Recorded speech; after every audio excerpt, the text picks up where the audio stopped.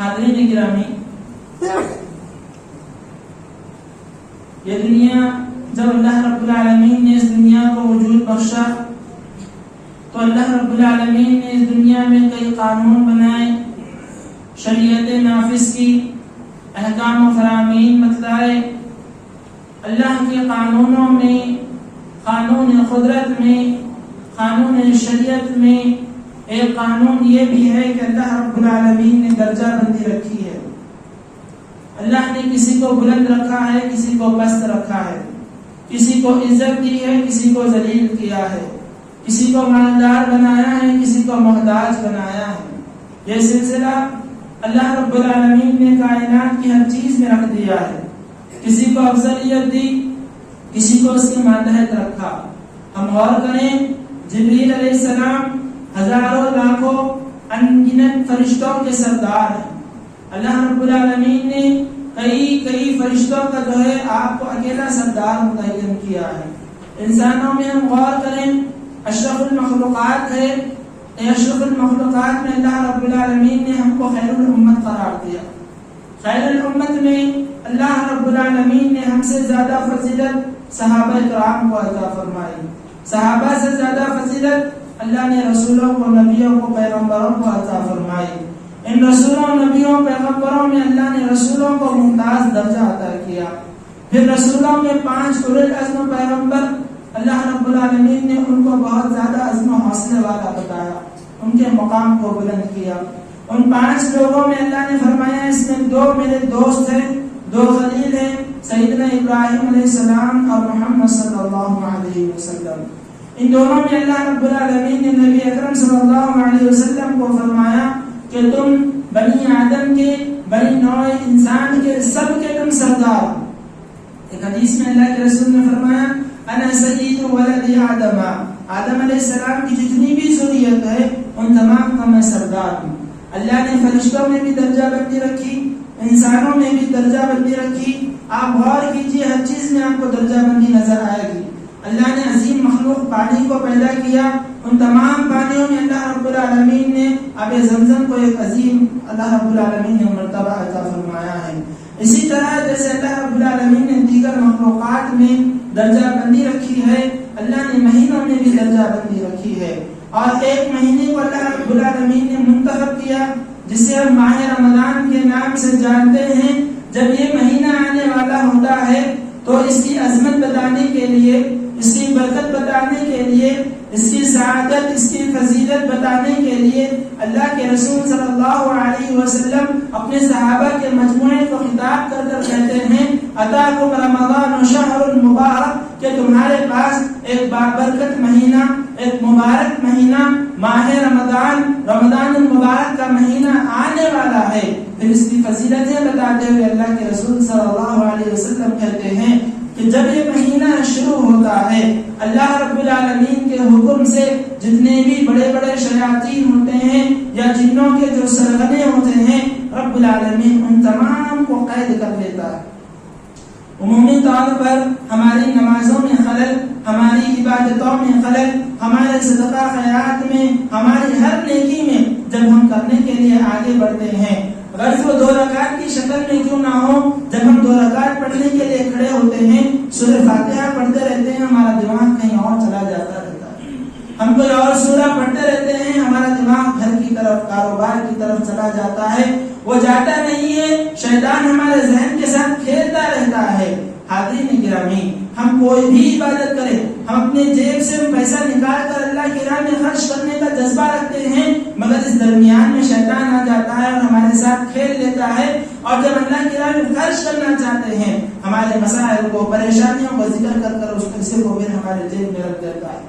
غرض ہر طرح کی نیکی کو ہم بیٹھ کر اللہ کے گھر میں اللہ کا کلام پڑھنا چاہیں، شیطان ہمیں بتاتا ہے فلاں کام ہے، فلاں کام ہے، فلاں جگہ جانا ہے، فلاں مصروفیت ہے۔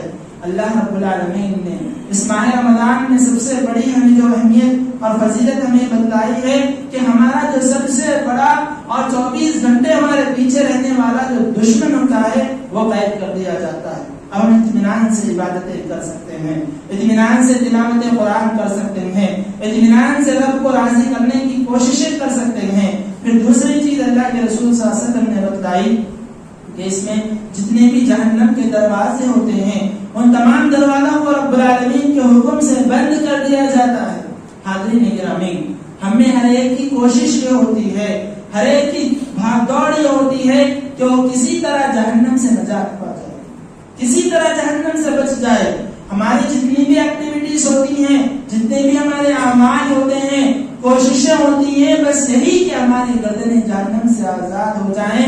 اللہ نے فرمایا، نبی اکرم صلی اللہ علیہ وسلم کو بتلایا کہ یہ وہ مہینہ ہے کہ اس میں جہنم کا دروازہ بند کر دیا جاتا ہے۔ نہ صرف جہنم بند کی جاتی ہے بلکہ جنت کا دروازہ کھول دیا جاتا ہے، جنت کے آدھے دروازے کھول دیے جاتے ہیں۔ پھر اللہ اپنے فرشتوں کو حکم دیتا ہے، وَيُنَادِي مُنَادٍ مِّنَ السَّمَاءِ، آسمانوں سے پکارنے والے پکارتے ہیں، یا باغی الخیر اقبل، اے نیکی کا ارادہ کرنے والے، اے نیکی کا کام کرنے والے، اے تلاوت قرآن کا جذبہ رکھنے والے، اے صدقہ خیرات کرنے والے، اے رشتہ داری کے حقوق ادا کرنے والے، آگے بڑھتا چلا جا۔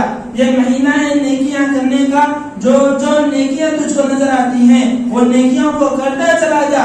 آسمان سے فرشتے ندا دیتے ہیں، یا باغی الخیر اقبل، اے نیکی کا ارادہ کرنے والے، نیکی چاہنے والے، یہ سنہرا موقع ہے نیکیاں کرنے کا، لہذا فوراً آگے بڑھتا چلا جا۔ جو نیکی نظر آ رہی ہے وہ نیکی کو کرتا چلا جا۔ وَيَا بَاغِيَ الشَّرِّ أَدْبِرْ، اور جو برائی کرنے والا ہے، برائی کو چاہنے والا ہے، ظلم کرنے والا ہے، لوگوں کو ستانے والا ہے، لوگوں کا مال ناحق کھانے والا ہے، غرض ہر طرح کی برائی جو انسان کر سکتا ہے، فرشتہ آواز دیتا ہے، یا باغی الشر ادبر، یہ برائی کرنے والے رک جا، ہاتھ اٹھا کر ظلم کرنے والے ہاتھ کو روک لے، لوگوں کا مال غصب کرنے والے رک جا، نمازوں کو ترک کرنے والے رک جا، صدقہ خیرات سے اپنے آپ کو روکنے والے رک جا۔ آج یہ وقت ہے عبادتیں کرنے کا، گناہوں کو چھوڑ کر عبادتوں کی طرف آگے بڑھو۔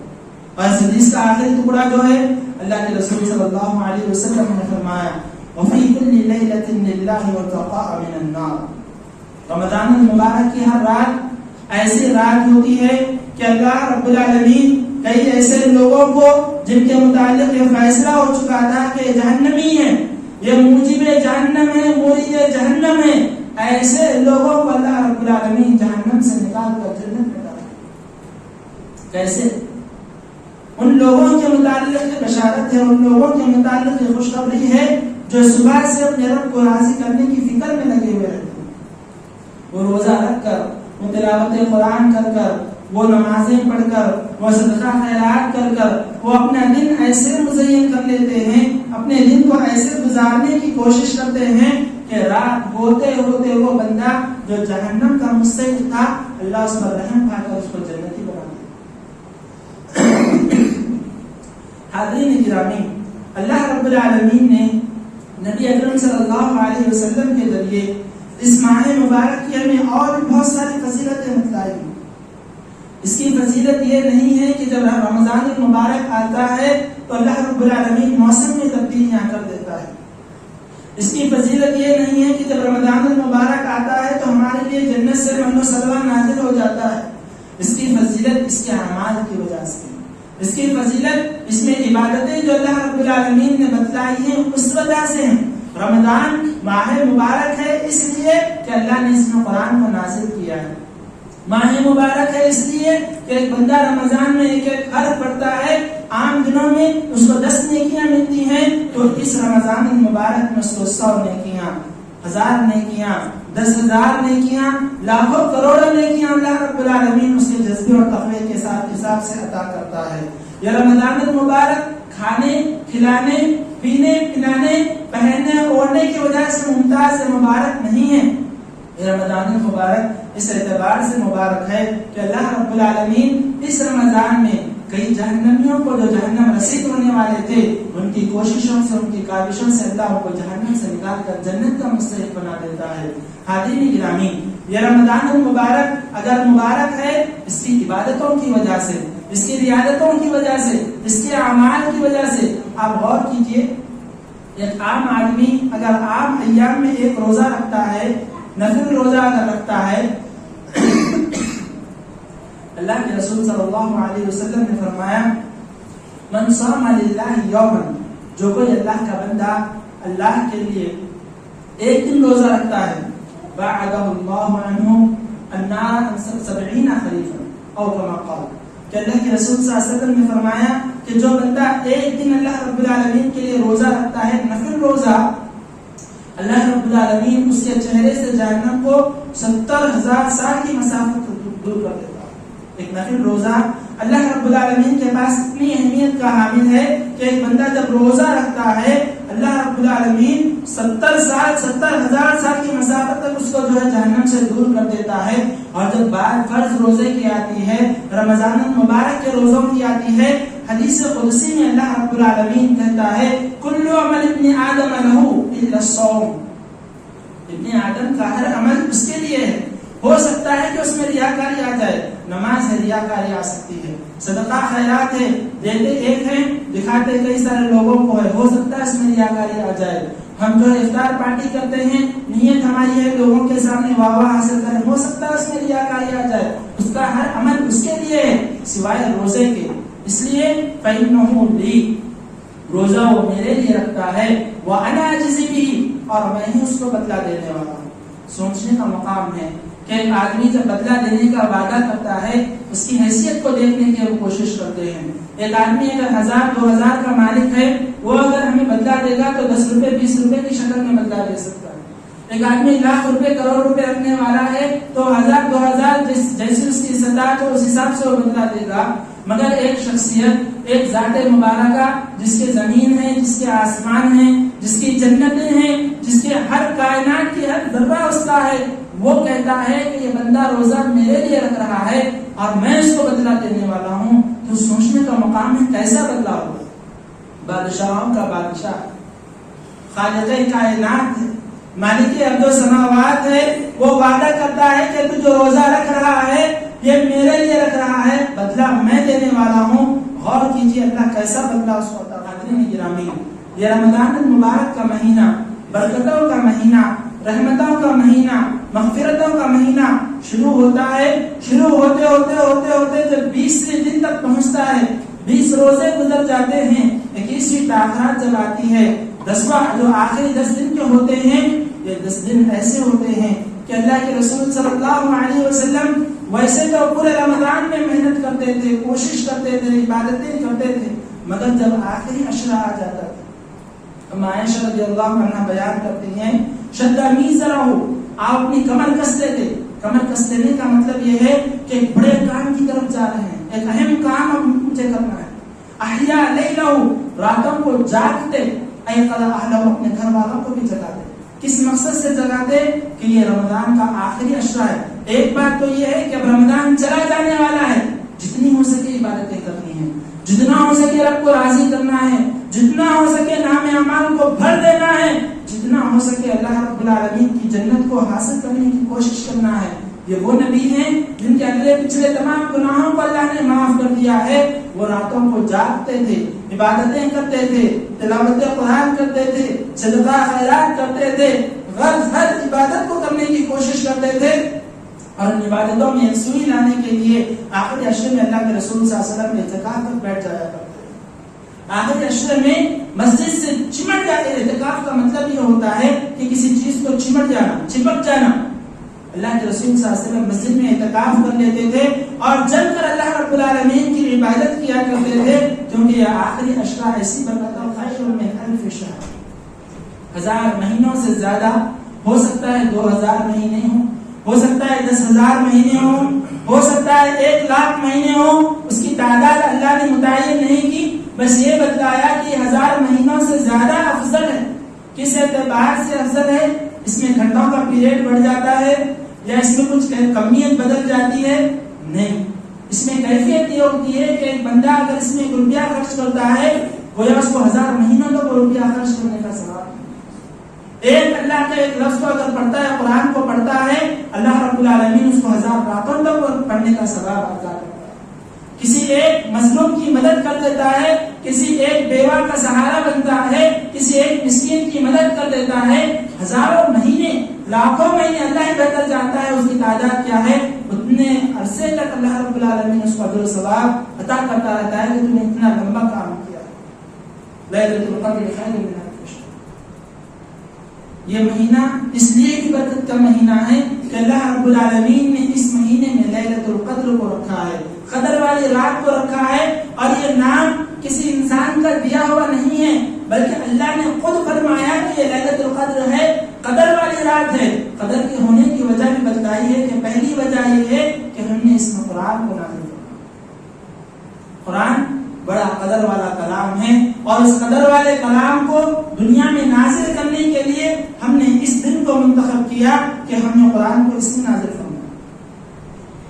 دوسری چیز اللہ رب العالمین نے بتلائی, تنزل الملائکۃ والروح فیہا بإذن ربہم من کل امر. فرشتے اترتے ہیں, اتنے فرشتے اترتے ہیں, اتنے فرشتے اترتے ہیں, فوج در فوج فرشتے اترتے اترتے اترتے زمین کے چپے چپے کو بھر دیتے, ہر جگہ فرشتے ہو جاتے ہیں. اور عام فرشتے ہی نہیں جو ہمیشہ زمین پر رہتے ہیں وہ فرشتے ہی نہیں, ہزاروں کی تعداد میں اللہ رب العالمین فرشتوں کو نازل کرتا ہے.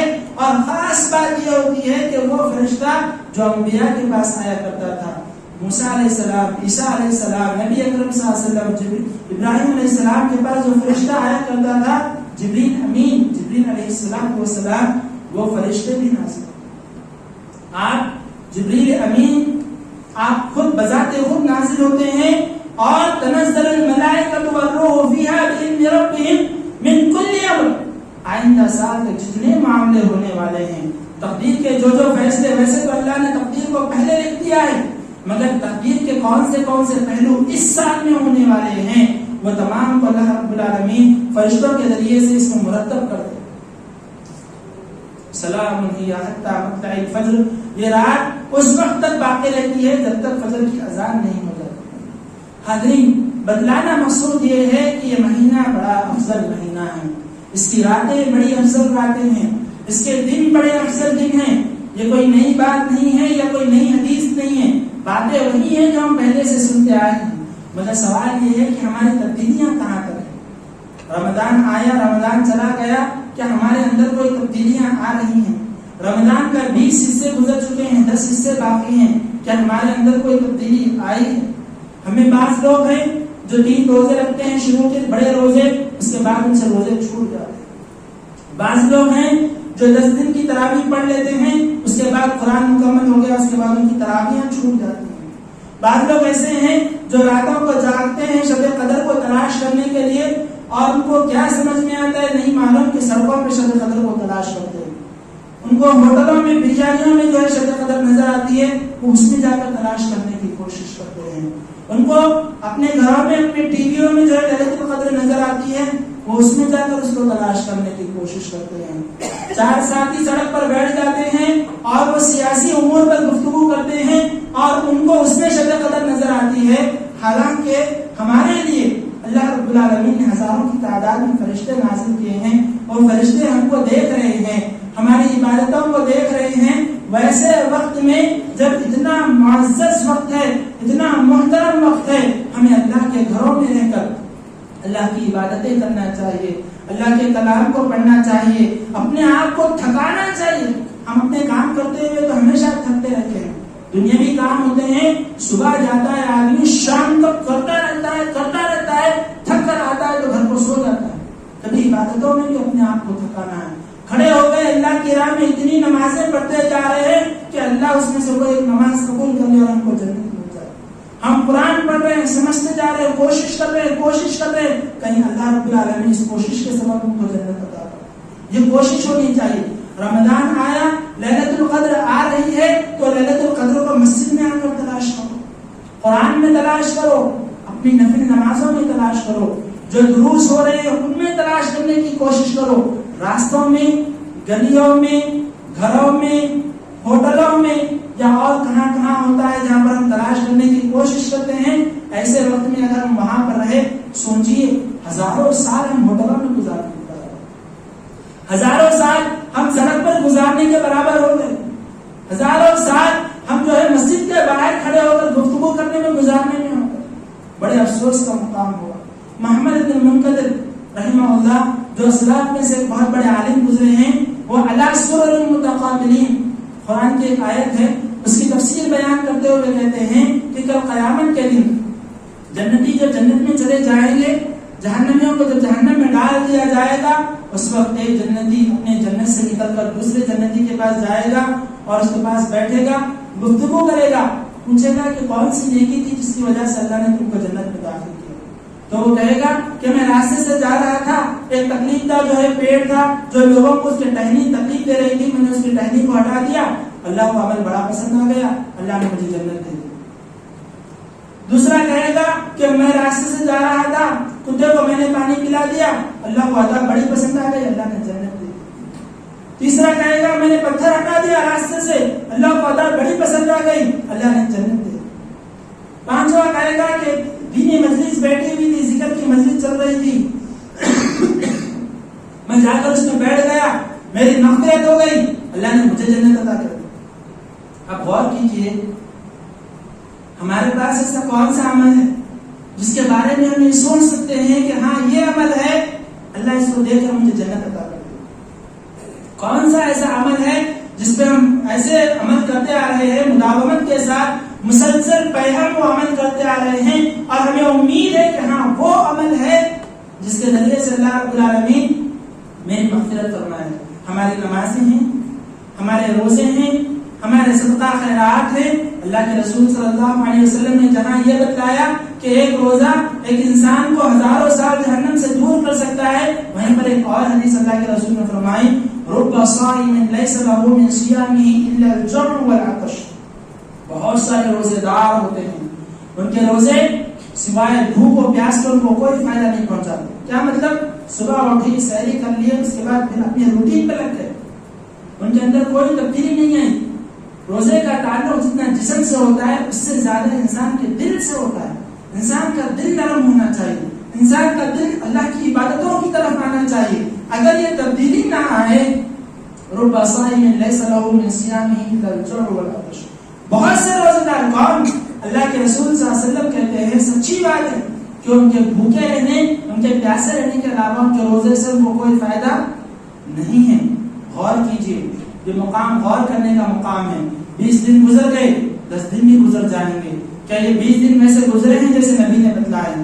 ہم حق پرست جماعت ہیں، ہم توحید والی جماعت ہیں، ہم بہت اعلانیہ طور پر کہتے ہیں کہ ہم وہی کام کرتے ہیں جو اللہ کے رسول نے بتلایا ہے. غور کیجئے، کیا وہ کام ہم سے ہوئے ہیں؟ اللہ کے رسول رمضان المبارک میں قرآن کو پوری طرح سے پڑھ کر ختم کرتے تھے، تراویح میں نہیں، اکیلے بیٹھ کر جبریل کو سنا کر ختم کرتے تھے. ہم میں سے کتنے لوگوں نے 20 دن گزر چکے ہیں، ہمارے 20 پارے ہو چکے ہیں. ہمیں کتنے لوگ ہیں جو ہر دن اللہ کے راہ میں کچھ نہ کچھ صدقہ خیرات کر رہے ہیں. ہمیں کتنے لوگ ہیں کہ آخری عشرہ آ رہا ہے، اس کی تیاری کے لیے تیار ہو چکے ہیں. غور کیجئے، اگر ہماری عبادتیں پچھلے دنوں میں کامیاب رہی ہیں، انشاءاللہ آئندہ 10 دنوں میں بھی ہم کامیاب رہیں گے. اگر پچھلے 20 دن ناکام ہو چکے ہیں، ابھی اللہ سے توبہ کر سکتے ہیں، ابھی گر گڑا سکتے ہیں، ابھی معافی طلب کر سکتے ہیں. کیا معلوم اس سے پہلے ہمارے کئی ساتھی جو اس مجلس میں بیٹھے تھے رمضان المبارک میں، آج وہ نہیں ہیں، مٹی کے نیچے دفن ہو چکے ہیں. کیا معلوم کل میں نہ رہوں، آپ نہ رہے، رمضان آئے گا. ہماری گارنٹی نہیں ہے، رمضان کی گارنٹی ہے. کیا معلوم کہ 1000 راتوں والی فضیلت، یہ ایسے ایک ایک عمل کرنے پر 10 نیکیاں ملنے والے دن پھر ہم کو میسر ہو یا نہ ہو. اس کو غنیمت جانیے، زیادہ سے زیادہ اللہ رب العالمین کو راضی کرنے کی کوشش کیجیے، ورنہ وہ بددعا یاد کیجیے. جبریل علیہ السلام آئے اور کہا اے اللہ کے رسول، لعنت ہو اس آدمی پر، اس آدمی کی ناک خاک آلود ہو جس نے رمضان کو پایا مگر اس نے عبادتیں نہیں کی اور اپنے آپ کو جنتی نہیں بنایا. آپ آمین کہیے. اللہ کے رسول صلی اللہ علیہ وسلم نے آمین کہا. ہمارا زمرہ ہم ان لوگوں میں سے شمار نہ ہو جائیں جن کو روح الامین جبریل علیہ السلام نے بددعا کی اور نبی اکرم صلی اللہ علیہ وسلم رحمۃ العالمین نے آمین کہا. لہذا دعا ہے اللہ رب العالمین سے کہ اللہ رب العالمین ہماری ٹوٹی پھوٹی عبادتوں کو قبول فرمائے، ہمارے صیام و قیام کو قبول فرمائے. جو کوتاہیاں 20 دنوں میں ہوئی ہیں آئندہ اس سے اللہ ہماری حفاظت فرمائے. اللہ نے کثرت سے قرآن پڑھنے کی توفیق عطا فرمائے، کثرت سے روزے رکھنے کی توفیق عطا فرمائے. اللہ مسلمانوں کے مستقبل کو روشن فرمائے، مسلمانوں کی نسل کو اللہ رب العالمین دین کا علمبردار بنائے. اللہ ہندوستان میں دین کو اللہ رب العالمین آباد رکھے، سرشار رکھے، دینداروں کو اللہ رب العالمین عزت عطا فرمائے، جہاں کہیں مسلمانوں پر ظلم ہو رہا ہے اللہ ان کا حامی و ناصر ہو جائے، وہ دہلی کی شکل میں ہو، وہ گجرات کی شکل میں ہو، وہ یوپی کی شکل میں ہو، اللہ رب العالمین تمام مسلمانوں کا حامی و مددگار ہو جائے۔ اللہ رب العالمین ہمیں اس ماہ مبارک میں کثرت سے عبادتیں کرنے کی توفیق عطا فرمائے، اللہ ہماری دعاؤں کو قبول فرمائے، اللہ ہمارے روزوں کو قبول فرمائے، اللہ رب العالمین ہمیں اس ماہ مبارک کو ہمارے لیے جنت کا باعث بنا دے، آمین۔ وآخر دعوانا